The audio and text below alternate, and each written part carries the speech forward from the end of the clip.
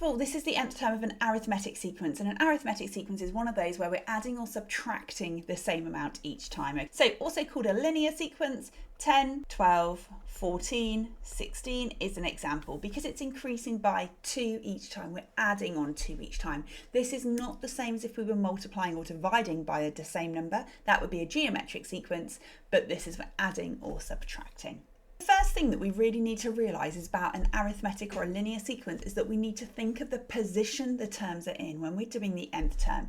So 8 would be the first position, 15 is the second position, 22 is the third, and 29 is the fourth. And we call the position of the number n, okay? So when n is 4, the position is 4, then the sequence is 29. So n stands for the position of the number.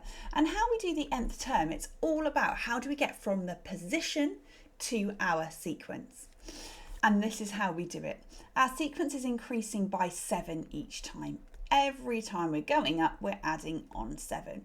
Now we think to ourselves, what times table is that most like? It would be the 7 times table. That's another sequence that goes up by 7. And the nth term for the 7 times table would be 7n.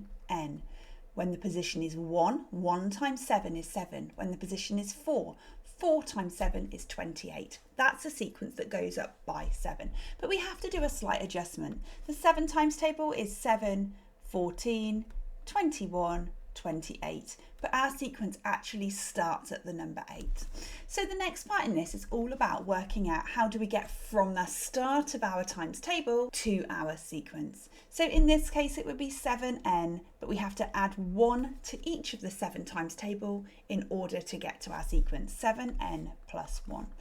So the number that it's increasing by, which in this case is 7, always goes in front of the n, and it's then a case of saying, well, how do we get from 7 to our first term? We're adding on 1, and that is where the add 1 comes from.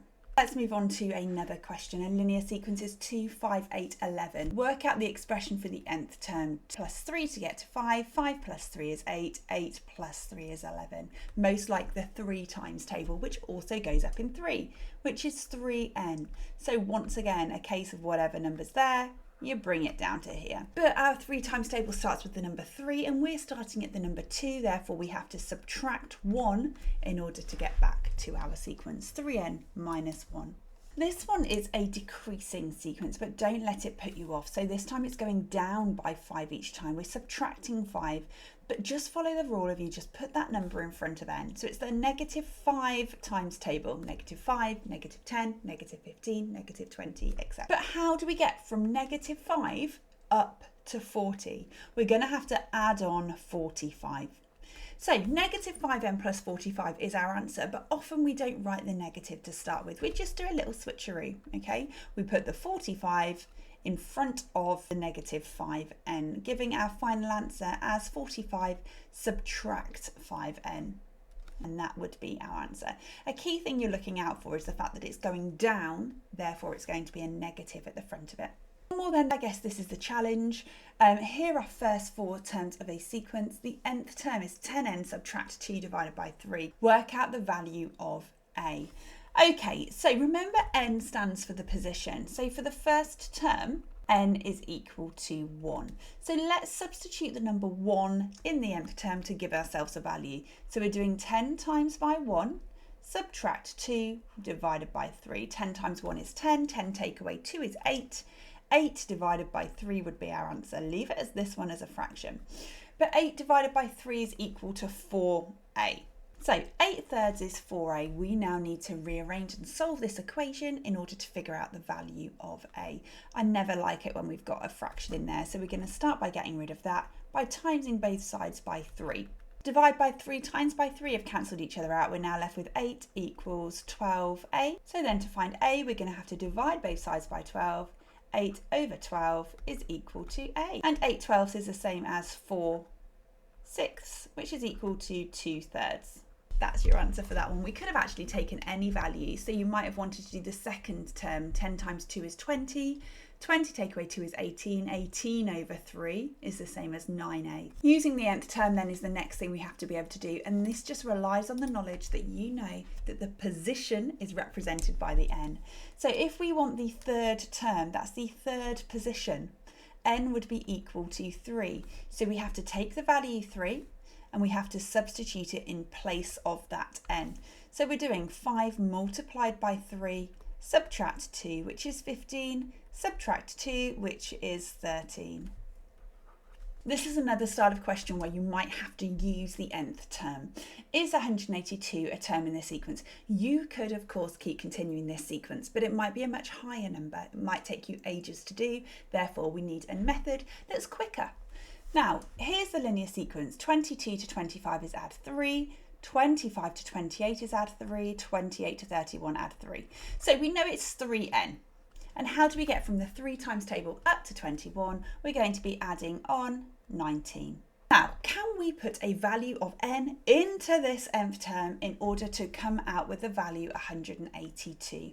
3n plus 19 equals 182 is the first thing you need to do. Form an equation. We're now trying to solve it to figure out, is there a value of n for that equation? Now, if we get a whole number out, then yes, there is, but if we don't, if we get a decimal, then no, it's not a term in the sequence. So we're going to start by getting rid of this plus 19, and to do that, we're going to subtract 19 from both sides, giving us 3n is equal to 163. Does 163 divide by 3 nicely to get an integer? Let's see. 163 divided by 3. How many 3's in 1? None. Carry over the 1. 3's into 16. Well, 5 3's are 15. Carry over 1. 3's into 13 are 4. Now, we could just write a third, or we could write, the point is it goes on. The point is it doesn't go in exactly, does it? So it would be between the 54th and 55th term. If you had a whole value, then it would be a term in the sequence. But if you've got a remainder at all, then it's not. Okay, and this is your challenge question. So here's a linear sequence, 20, 22, 24, 26. Circle the expression for the nth term of that sequence. Right, this part isn't too bad, I assume. We're adding on 2 each time. It's going up by 2. So it's going to be 2n. How do we get from 2 to 20? We're adding on 18. So 2n plus 18 is the first part there. A different sequence starts a, 2a minus 3. The term-to-term rule is multiply by 2 and subtract 3. And the fourth term is 35. Work out the value for a. Another algebra one. They do like to put algebra in with these. Now let's first of all work out what it would be in terms of algebra. So we're multiplying it by 2 and subtracting 3. So we're doing 2 lots of 2a minus 3, and then we're subtracting 3 from it. Let's simplify. We have 4a, take away 6, take away 3. Just going to do this in a different colour. 4a take away 9 would be our final answer. 4a subtract 9, negative 6 take away another 3 gives you negative 9. Right, we now need to double that and take away 3 because it wants the fourth term. So doubling that gives us 8a. We're doing 2 lots of 4a minus 9, and then we're subtracting 3, which gives us 8a. Subtract 16, subtract 3. 8a, subtract 19 altogether. Right, so the fourth term is 35. It's telling us that 8a subtract 19 is equal to 35. And we can then solve it to work out the value of a. So we're going to start by adding on the 19 to both sides, giving us 8a is equal to 54, and we then need to divide it by 8. a is equal to 7. Okay, so that would be 7. And that's your final answer for that challenge question. Hopefully that's helped you understand that topic slightly more. See you in the next video.